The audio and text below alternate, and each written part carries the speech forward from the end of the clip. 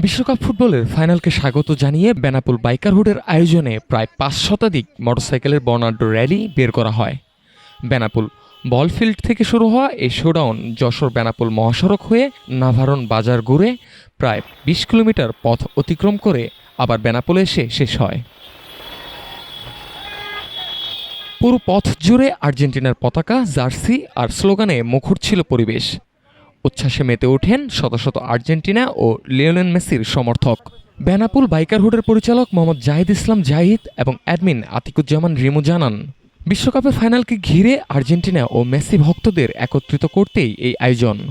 তাদের ভাষায় প্রায় ৫ শতাধিক মোটরসাইকেল নিয়ে এটি ছিল বেনাপোলের অন্যতম বড় শোডাউন।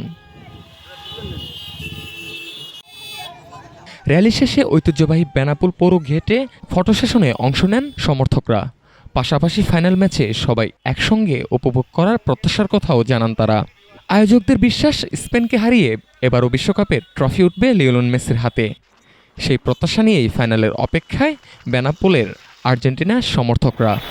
বেনাপোল থেকে এম এ রহিমের তথ্যচিত্রে মুকসুদুল হাসান মিঠু, ঢাকা টুডে।